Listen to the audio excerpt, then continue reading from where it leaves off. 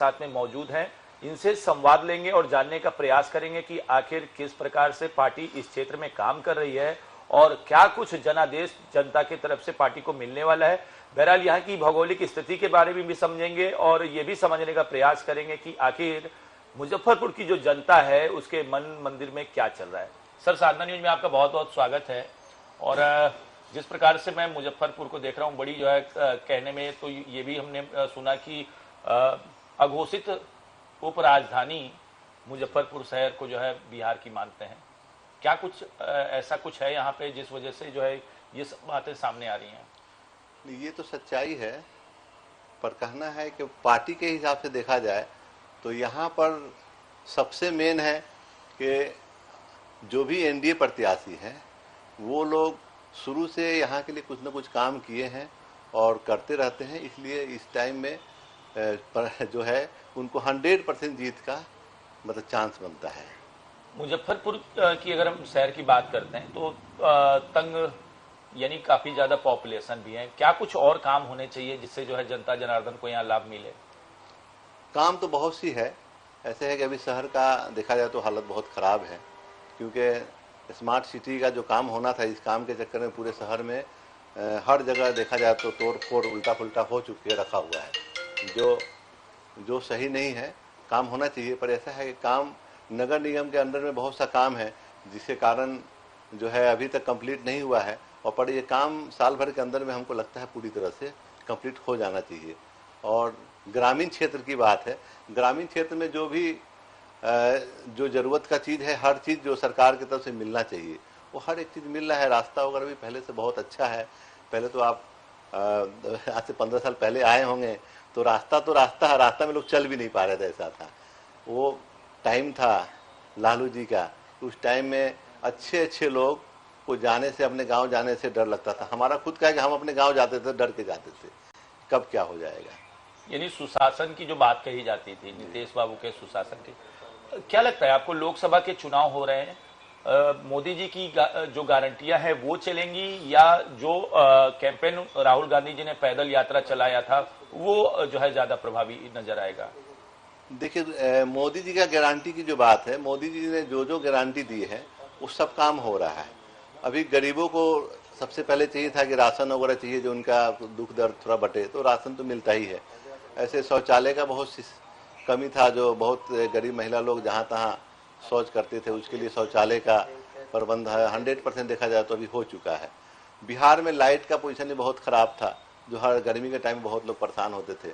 अब कहीं भी बिहार में, कहीं गांव कहीं भी जाएं आप, तो आपको अच्छी लाइट सुविधा मिलती है। कहीं 2 minute 4 minute 5 minute 10 minute cut गया, कहीं ट्रांसफर थोड़ा उड़ गया तो ट्रांसफार्मर उड़ने के कारण कहीं 2-4 मिनट लेट ज़्यादा हो, तो ऐसा कोई समस्या अभी कहीं भी नहीं है, सब ठीक ठाक है। बिहार की एक अच्छी तस्वीर उभरती हुई दिखाई दे रही है। 40 सीटें लोकसभा की है और क्या लगता है आपको कि जो बिहार के लोग हैं वो कितना प्रेम देंगे? क्योंकि अगर बात किया जाए एनडीए का तो मोदी जी 400 पार का नारा लगा रहे हैं। देखिए, 400 पार का नारा लगने का सबसे मेन कारण हो गया, मेन मुद्दा है कि जो ओपोजिशन है, जिनको इंडिया बोलते हैं, तो इंडिया के तरफ से प्राइम मिनिस्टर कैंडिडेट कोई नहीं है। अब इसमें क्या है कि आप बाई चांस उनको जिताते हैं, उनको 200, 250, 300, 350 सीट भी दे देते हैं, फिर भी उनका कुछ प्रोग्राम सफल होने वाला नहीं है। तो लोग तो समझदार है आजकल इतने बेवकूफ़ लोग तो है नहीं कि जिसको तिसको अपना वोट दे दे। इसलिए 100% 400 पार के जो नारा है, ये 400 पार का नारा लगेगा। और बिहार में जो बात है, बिहार में 40 के 40 सीट का हम आपको वादा करते हैं, गारंटी करते हैं, शर्त लगाने के लिए भी तैयार है कि 40 की 40 सीट आएंगी यहाँ पे। संजय जी, आपने 40 की 40 सीटों का वादा किया और मुझे लगता है अगर मुजफ्फरपुर की बेसिक बात करें तो यहाँ की लीची बड़ी मशहूर है और मुझे लगता है कि बिना यहाँ की लीची का संवाद खत्म किए जो है हमारा कार्यक्रम भी सफल नहीं होगा। क्या कुछ और योजनाएं, क्योंकि अभी मैंने कुछ लोगों से संवाद जाना तो वो लोग उन लोगों का कहना है कि यहाँ की लीची को मार्केट नहीं दिया जाता है। देखिए, यहाँ के लीची आजकल, पहले यहीं पे रहते थे, अब पूरे दुनिया में जा रहे हैं। फ्लाइट से लीची को सर्विस किया जा रहा है, हर देश में लीची जा रहा है। बिहार का लीची पूरे इंडिया में तो मिलता विदेश में भी लोग भेज रहे हैं, दुबई में भी यहाँ के लीची जा रहे हैं। और जो बोल रहे हैं कि नहीं मिलता है, पता नहीं उनके हिसाब से क्या है। आप विदेश में, आप दुबई में, चाहे आपको बिहार के लिए चाहिए आपको, तो वहाँ भी मिलेगा आपको। लोकतंत्र के त्यौहार आपके भी क्षेत्र में मतदान होने हैं, क्या कुछ संदेश है? देखिए, हम लोग सबसे आग्रह करेंगे, जो भी जनता वोट देने वाले हैं, कि अपना वोट तो सबको सब देना है, कोई भी गलती ना करके, जो अभी देखते हैं कहीं पे 45%, 50%, 55% हो रहा है। लोगों को सोचना चाहिए ज़्यादा से ज़्यादा अपना मत देकर अपने जिनको जिताना है उनको मजबूती से जिताएं।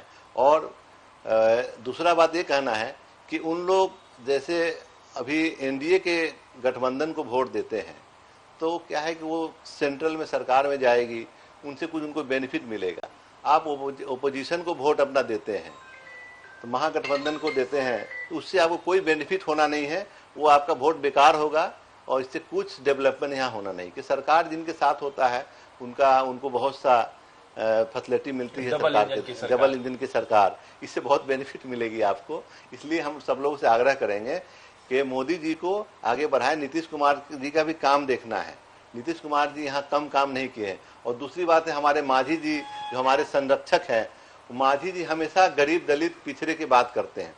वो उनका हर विधानसभा में जब भी उनकी बात सुनेंगे वो महादलित पिछड़े के बात करते हैं। तो उनको भी मजबूत बनाने के लिए आप लोगों से आग्रह है कि 400 पार का नारा पूरा करें। तो देखें, संजर आलम जी हमारे साथ में थे, हम पार्टी के प्रदेश उपाध्यक्ष, और उन्होंने किस तरह से बताया और डबल इंजन की सरकार को प्राथमिकता देने की बात कही।